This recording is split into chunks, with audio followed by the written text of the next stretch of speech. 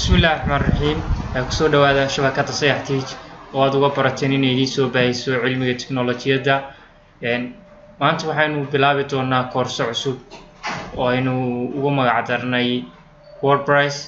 koorsadan ayaa noqon doonta casharo taxanaha oo joogto ah oo aanu kaga hadli doono Wordpress sida website loo dhiso, waxyaalaha la iska baahan yahay, inagoo uga hadli doona step by step casharo taxanahana aan ka duubi doono haddii ilaahay cashirkeenan maanta wuxuu noqon doonaa overview ama warbixin guud oo Wordpress ku saabsan.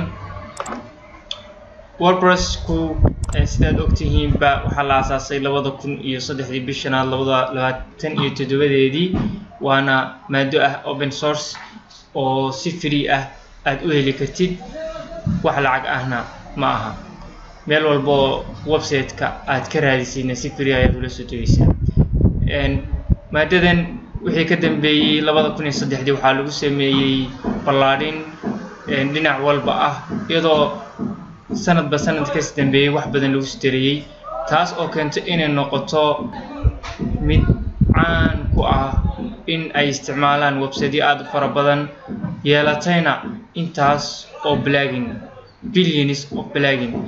saas oo kale waxaa iyadana isticmaalay intaas oo kun oo qof oo ay u suurta gashay si fudud inay isticmaalaan. Wordpress-ku waxay kaga duwan tahay waxyaabaha kale content management system hoostaga, maadaama ay ka mid tahay iyadu Wordpress to CMS part ka midana ay tahay. waxay caan ku noqotay inay noqoto maado open source ah oo ila furan ah oo aad si meel walba si fudud uga heli kartid, inay noqoto maado ah easy installation oo aad si fudud mataqaanaa ugu shuban kartid computerkaaga iyadoo waqti aad u yar ay kugu qaadanayso. waxaa intaa dheer inay maadadu ay noqotay regular update oo ah inaad si fudud ugu update gareyn kartid Wordpress-kaaga sanadba sanadka sameeya, ay si fudud update-keeda ay automatic u qaadan karto.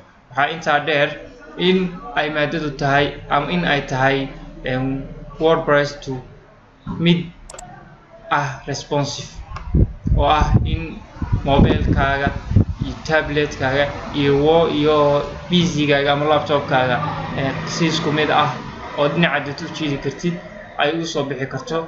waa maado runtii ay aad iyo aad loo isticmaalo oo kumanaan qof ay xiiseeyaan, si fududna oo full ah aad ugu dhisi kartid website dhammaystiran oo casri ah. maadadan oo runtii ah maado aad iyo aad muhiim haddii aad fahantidna ay wax badan kaa saacidi doonto, ayna u baahnayn inaad koor badan qorto. waxeedu waxa weeye what you see is what you get, oo ay ku shaqayso barnaamijkaas oo waxa aad mataqaana aragtid ayaad helaysaa. maadadan waa maado runtii qofka hadduu barto wax badan ka bedeli doonta, noqon karana inuu noqdo qof web developer ah.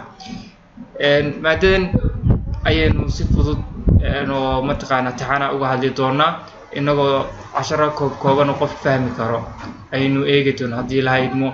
cashirka xiga waxaynu kaga hadli doonaa haddii ilaahay idmo sida Wordpress loogu shubo computerka iyo waxyaabaha la iskaga baahan yahay. la soco, share garee cashirkan lana wadaag asxaabtaada, hana ilaawin inaad YouTube-kayga aad subscribe tiraado si aad u hesho cashirka xiga. sidoo kale page-ka aanu ku leenahay sayaxtiij Facebook-ga, ha ilaawin inaad like siiso si aad casharada dambe aad u aragto.